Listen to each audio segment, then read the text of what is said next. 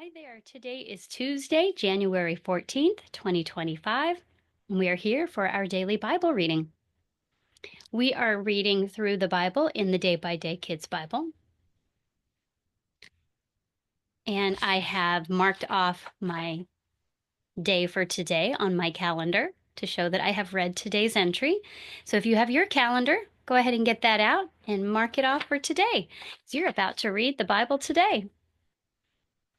If you would like to support the event, then I will send you a printed copy of the calendar on sugarcane paper, as well as a set of stickers for the month. These are the ones that I am using. And that is if you would like to, but it is completely optional. You are not required to do so because I have the calendar available for download on my site for you so that you can keep track of your days that you are reading the Bible. And whether you mark that off with your own stickers or another way, it does not matter. You can mark it off any way you like. But I do have that available in case someone is interested in supporting the event. And if you are joining me today via Zencastr or Spotify or Apple Music, I want to welcome you. Thank you for listening. And let's go ahead and get started. We are going to be picking up in Genesis 37, where we are going to be reading about Joseph. You may remember Joseph. Joseph was Rachel and Jacob's older son. Rachel had two sons, and the first one was Joseph. The second one was Benjamin, and that's who we read about last week, as she had one last baby before she unfortunately died in childbirth. But this is the son that Rachel had first, Joseph. And you probably are familiar with Joseph a little bit because he is the one that Jacob made the coat of many colors for. So that's the story we're going to be hearing about today. Jacob and Rachel's older son, Joseph, was growing up. He was 17 years old. He took care of sheep with his brothers. And his brothers were not acting right, so Joseph told his father, Jacob. Jacob was also called Israel, and he loved Joseph more than his other sons. He made a beautiful long coat for Joseph. Now Joseph's brothers saw that Jacob loved Joseph best, and they hated Joseph for this. In fact, they could hardly say anything kind to him. And one time, Joseph had a dream. He told his brothers about it. "We were making piles of wheat in the field," Joseph said. "My pile of wheat stood up.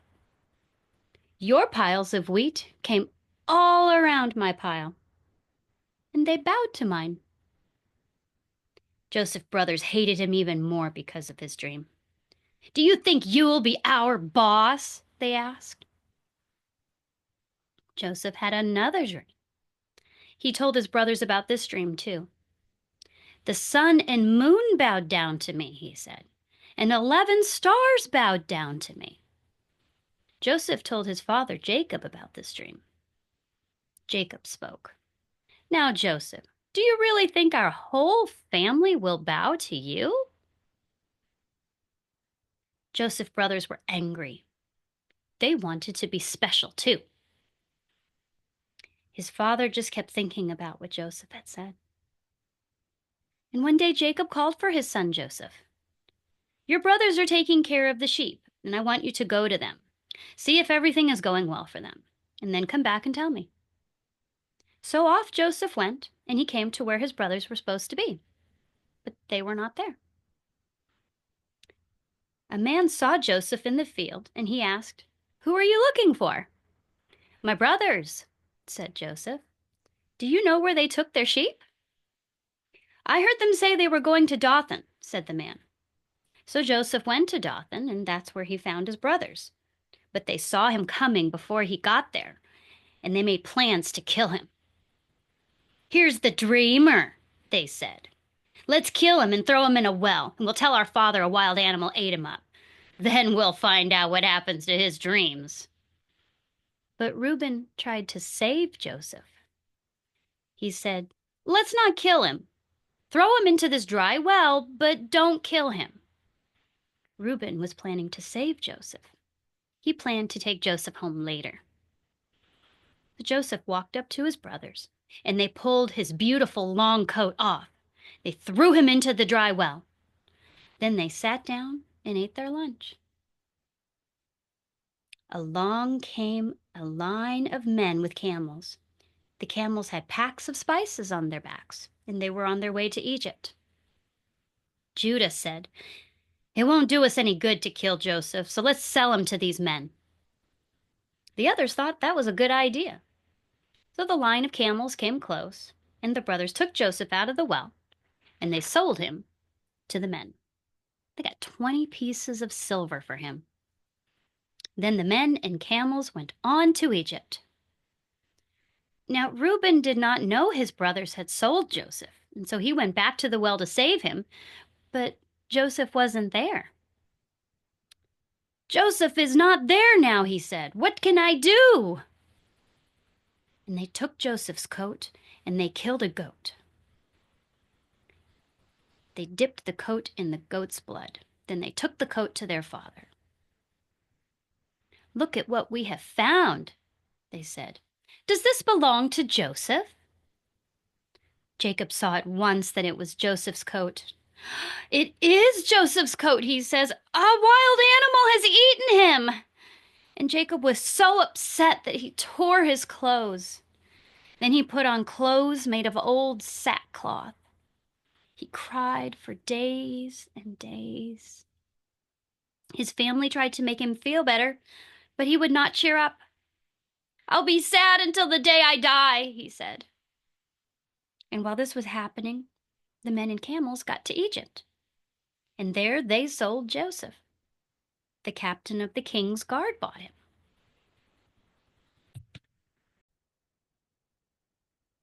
Genesis chapter 39. At the captain's house.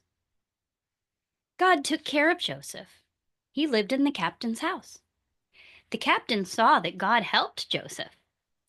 Good things happened when Joseph was around. So the captain put Joseph in charge of everything at his house. With Joseph in charge, the captain didn't worry about anything. God took care of his house. Now the captain's wife saw that Joseph was very handsome. So she said to Joseph, "Come and be like a husband to me." But Joseph wouldn't. He said, "The captain trusts me. How could I do such a thing? How could I do anything like that? It would not be right, and it would be a great sin against God." Every day the captain's wife came and said the same thing, and every day Joseph answered the same. In fact, he tried not to be around the captain's wife. One day Joseph went into the house. He was going to take care of some work, and no one else was around. But the captain's wife was there. She took hold of Joseph's coat. "Come and be like a husband to me," she said. And Joseph ran out of the house, and he left his coat in her hands. Then the captain's wife called her servants. "See this?" she said. "Joseph came in here to be like a husband to me, but I called for help, and then he ran off in a hurry. See, here, he left his coat." The captain's wife kept Joseph's coat with her, and later, the captain came home. Then she told him the same thing. The captain was very angry, and he threw Joseph into jail. But God was still with Joseph, and God was good to him. The jailkeeper liked Joseph. He put Joseph in charge of other people in the jail, and the jailkeeper trusted Joseph. He did not have to worry. God helped Joseph do a good job, and God helped Joseph take care of everything. And that's the end of our reading for today.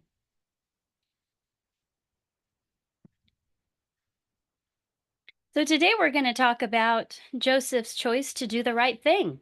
And even though he was doing what he was told, first by following his father's direction to go check on his brothers, and later on in the Egyptian captain's guard's house, bad things happened to him.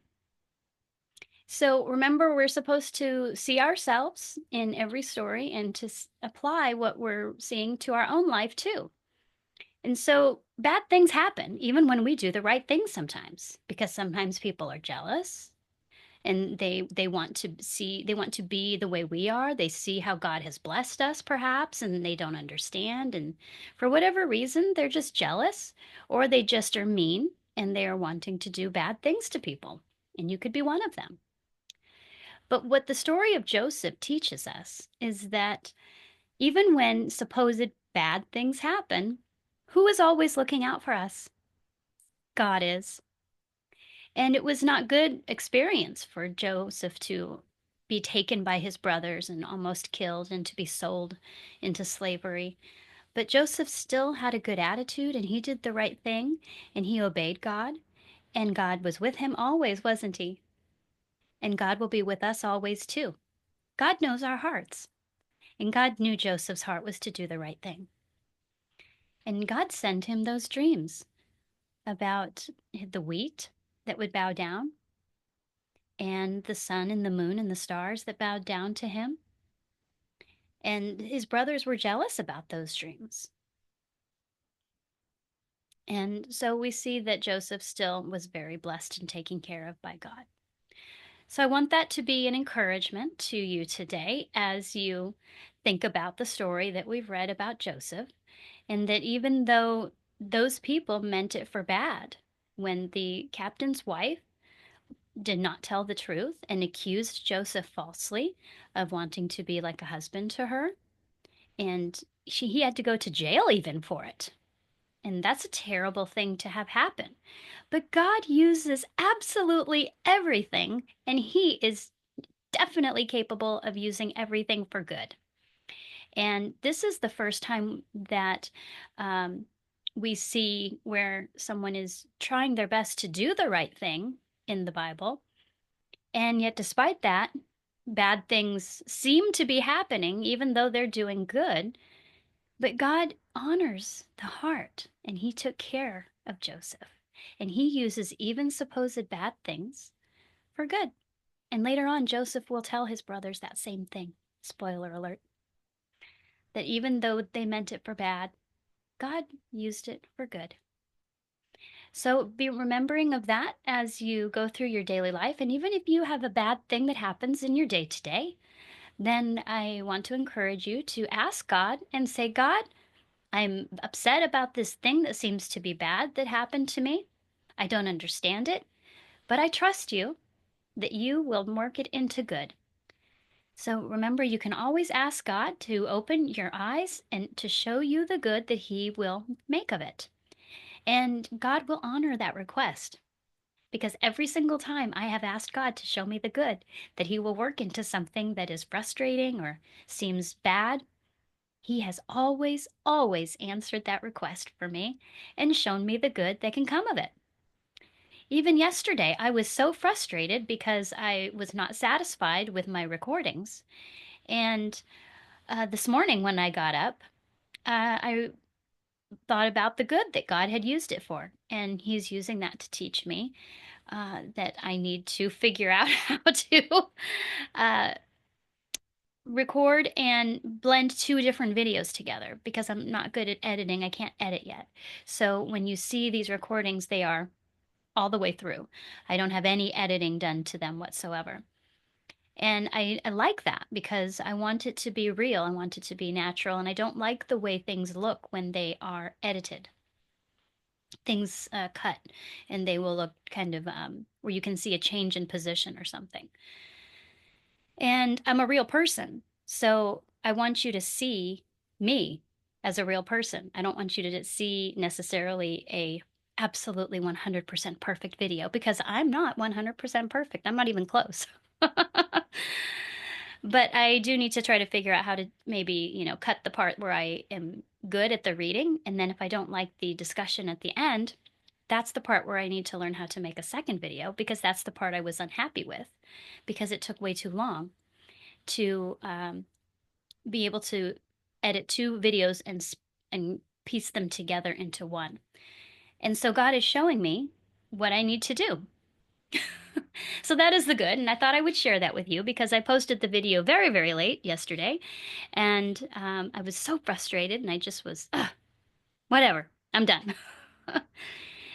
And I want you to be encouraged to know that absolutely every little thing God can and will use.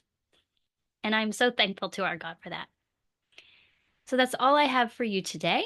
And I hope you have a great rest of your day. And I'm really looking forward to seeing you tomorrow. Thank you for joining me.